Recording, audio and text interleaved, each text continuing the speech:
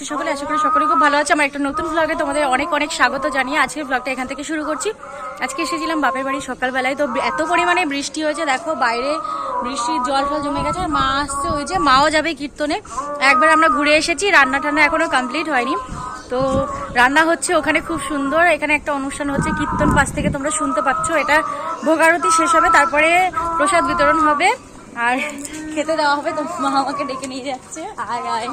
তো আমি আর মা যাচ্ছি এখন। মাম্মাম ঘুমিয়ে পড়েছে, মাম্মামকে রেখে বোন আর আমি একবার গিয়েছিলাম, তো মাম্মাম ওর মিমির কাছেই ঘুমিয়ে পড়েছে। আর যাচ্ছি এখন কীর্তনের ওখানটায় গিয়ে দেখি প্রসাদ বিতরণ হচ্ছে কিনা। আর ওখানটায় একটা জিনিস দেখলাম খুব সুন্দর, ভেবেছিলাম ব্লগ করবো না, কিন্তু ওখানে সবাই মিলে একত্রিত হয়ে পাড়ার সমস্ত মহিলাগণ কি সুন্দরভাবে রান্না করছে বড় বড় কড়াইতে। তো ওটাই দেখাবার বিষয় আজকের ব্লগে স্পেশালি। তো এই কারণেই ব্লগটা শ্যুট করছি, যে তোমাদেরকে দেখাবো। দেখো আমাদের এই গ্রাম্য পরিবেশে কিন্তু অনেক সুন্দর, অনেক ভালো। আর এখানে একতাটা সব থেকে বেশি, সবাই মিলে একসাথে রান্না খাওয়া, একটা অনুষ্ঠান হলে সবাই মিলে একত্রিত হওয়া। দেখো এখান থেকে শুরু করছে, দেখতেই পাচ্ছ। এই যে দেখো এখানটায় সবাই মিলে একসাথে কাজ করছে, কাউকে কিন্তু ডাকতে হয়নি, সবাই যার যার মতন এসে নিজের বাড়ি ভেবে কাজ করছে।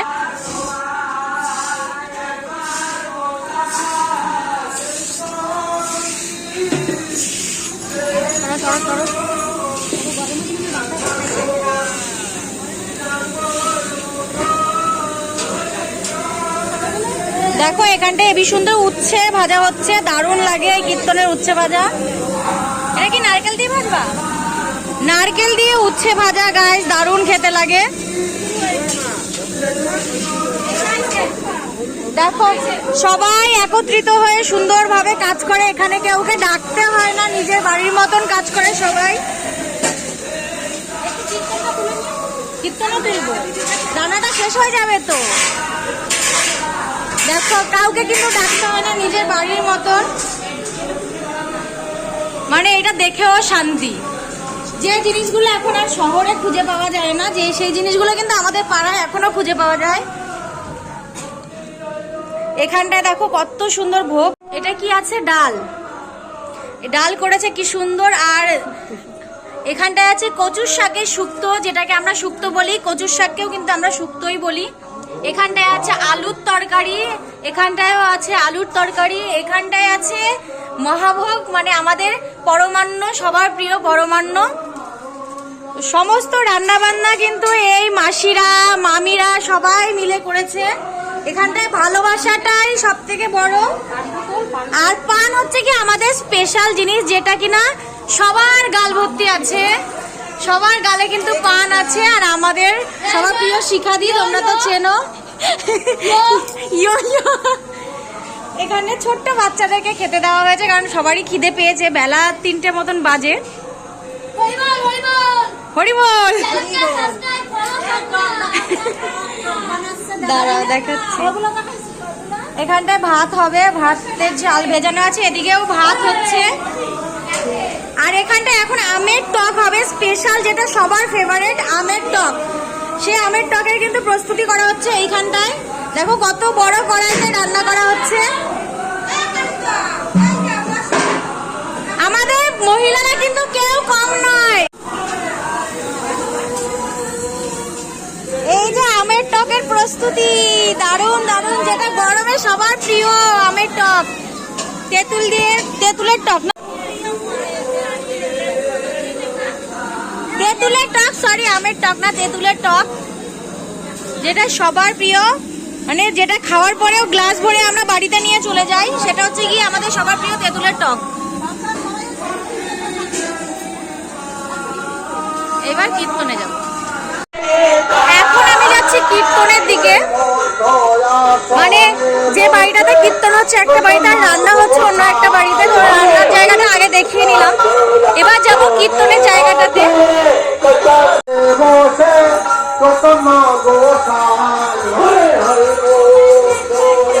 দেখো সব পুচকু বাচ্চা বাচ্চা সব।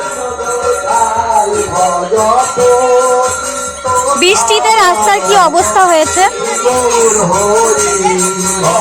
জয় হরিবল বলো, জয় হরিবল।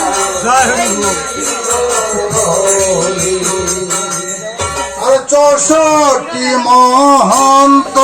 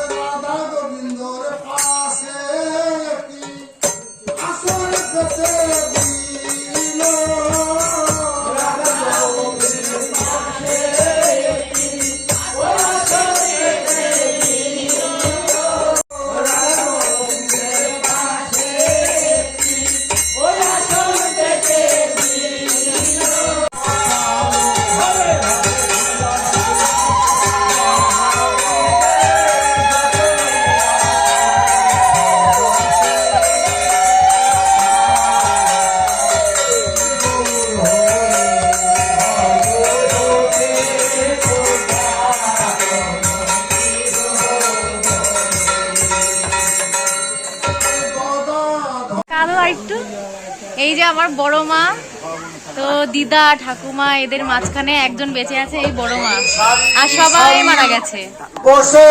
যে খুব ভালোবাসে এখনো টাচ করে।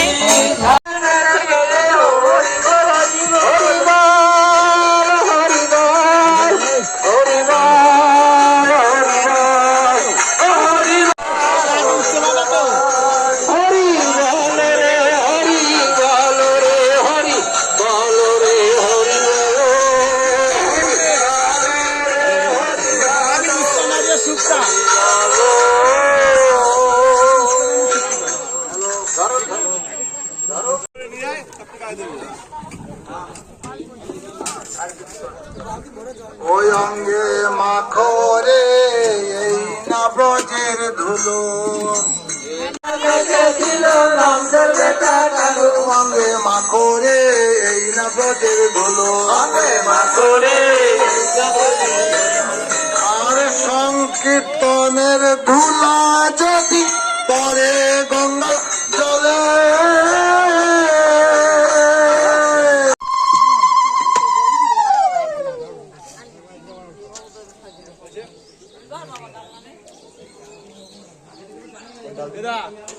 তো বন্ধুরা আজকের ব্লগটা এই পর্যন্তই ছিল। ব্লগটা ভালো লাগলে চ্যানেলটাকে সাবস্ক্রাইব করে পেজটাকে ফলো করো। বাই বাই, সবাই ভালো।